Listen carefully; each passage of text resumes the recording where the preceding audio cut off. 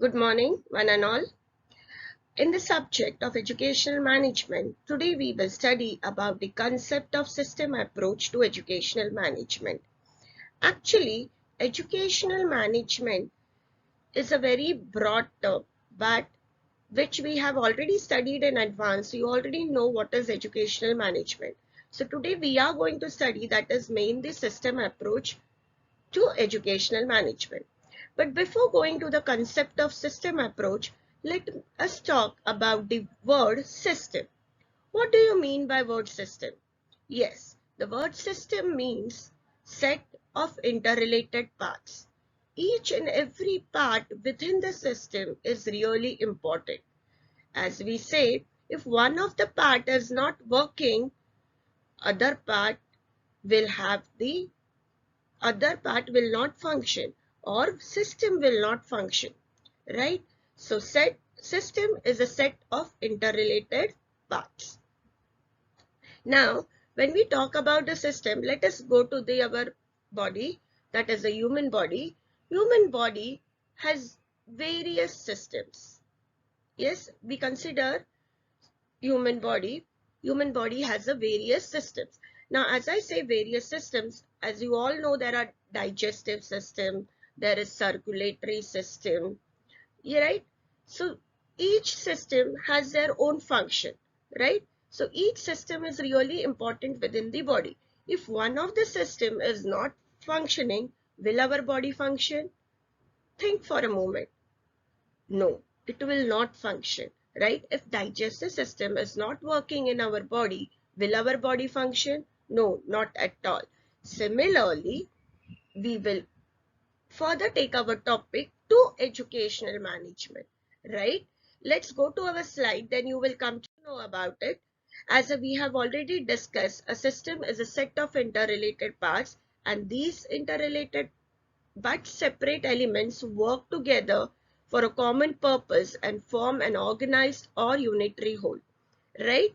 As we have already discussed this, and I have already told you about our human body. So now let's go to educational field and let's talk about the system. In an educational institution, if we consider university as a system, or this example which I have already shown you on the slide, which says university as a system.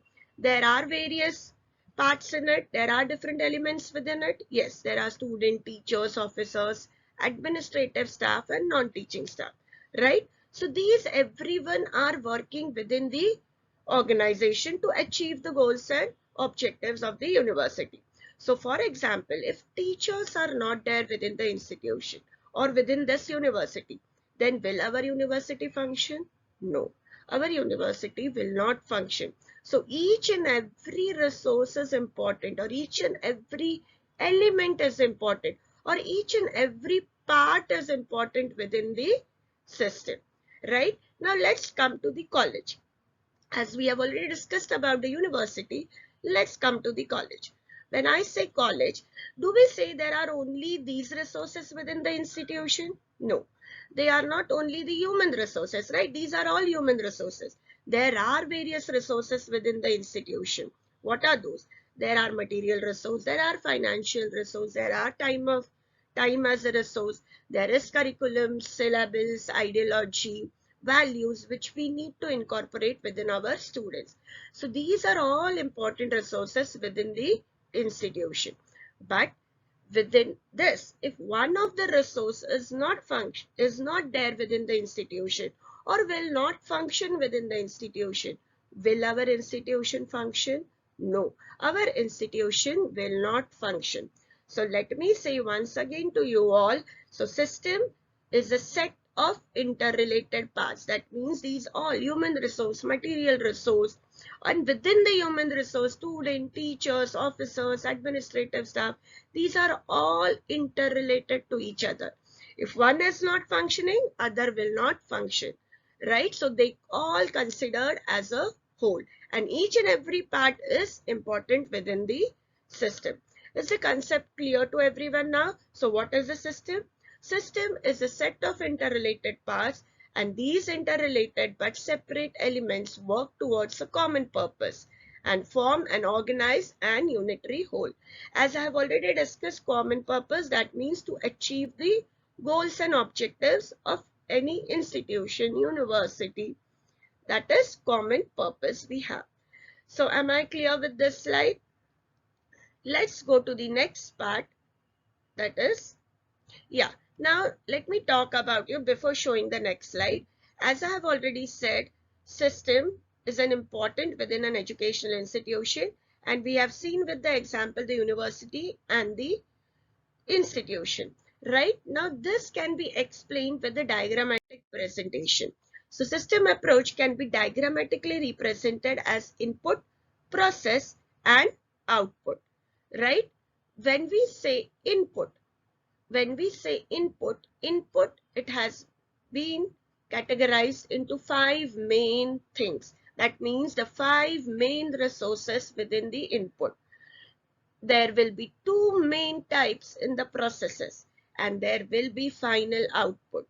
So there is always input, there is always process, and there is always output within the system. Let's come to the human body, which we have already discussed.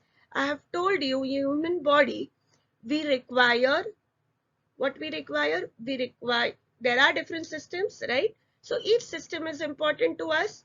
So in this, each system, when we talk about human body, for example, I say digestive system.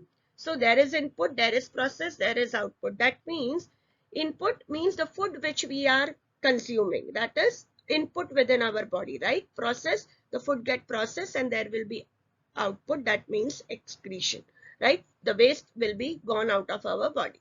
So that's how the system functions. So let's come to educational institution. Now, how educational institution functions in input, process, and outputs in these 3 stages. And after every output, there will be an feedback. Now let's come to the first thing, that is the input. Let me explain to you what is input. Input are the main 5 resources within any educational institution. As I have already told you, there are 5 main resources within an educational institute. That is, first, human resource. Second, material resource. Third, financial resource. Fourth, time as a resource. And fifth, that is the curriculum, syllabus, values, which can be incorporated within the students. So these 5 main resources are really important resource within any organization or institution. Now let's go to the term process. The process has been categorized into 2 parts, that is, or 2 types, that is primary process and supportive process. Right? So primary process talks about 2 main aspects, that is teaching learning process and evaluation process. Similarly, the supportive process talks about planning, organizing, directing, staffing, coordinating, reporting, and budgeting and controlling. Right? So these are the main supportive process within the process. And last, that is nothing but the output. That means the output is the aims and objective which we have decided. Whether we have achieved it or not, we will find it out. So because if we are achieving the aims and objective, there will be a development of the individual. When there will be development of the individual, there will be development of the institution. When there will be development of the institution, there will be development of the society. And last but not the least, there will be development in the research. Now let's go to the next slide, which I have already explained to you just now, which talks about input, process, and output. Now this is within one institution I am talking about, or at the university, right? But let us talk in a broader aspect, that is at different levels of education. Yes, so education takes place at different levels as primary, secondary, vocational, etc. Right? So let's come to the primary education. Here we talk about input, process, and output. Right? So who will be the input over here? Input will be the students, yes, those who are entering in the primary section. There will be some process, there will be teaching, learning, evaluation of the students, and after that they will be clearing first, second, third standard, and then the fourth standard. So there will be output, right? So output of the primary will be the input of the secondary education. Please keep it in mind. The output of the primary will be the input of the secondary. Yes, the child is clearing fourth standard. That means he is entering the fifth standard, that is the secondary education. So that will be an input. Then here again the process will go on. There will be teaching, learning process, there will be evaluation process, and then there will be output. Yes, so again the output of the secondary education will be the input of vocational education or input of tertiary education, right? So again, it depends where child wants to go for vocational education or tertiary education. So if child is going for vocational, there will be again input, process and output. And if he is going for tertiary education, there will be input, process and output. That's how so system works at different levels of education also. So am I clear with this part? Now let's go to the last part of today's session, that is the types of system. There are two main types of system, that is closed system and open system. It's really very simple concept. See, closed system is self-sufficient and self-regulatory, while open system is not self-sufficient and self-regulatory.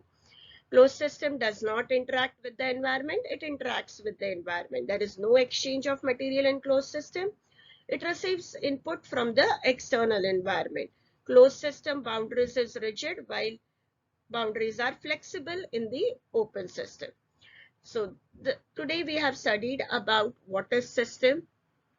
Yes, that is a set of interrelated parts is called as a system. Then we have studied a diagrammatic presentation of the system. Then that is input, process and output. And then we have studied what is input, what is process and what is output. And after that, we have gone to the different levels of education, primary, secondary, tertiary, and the vocational education. And last concept we studied, that is the types of system. So, am I clear with everything? Hope so. It is clear. If still you have any doubts, we can clarify into our face-to-face session. So, thank you so much, my dear students. Take care and be safe.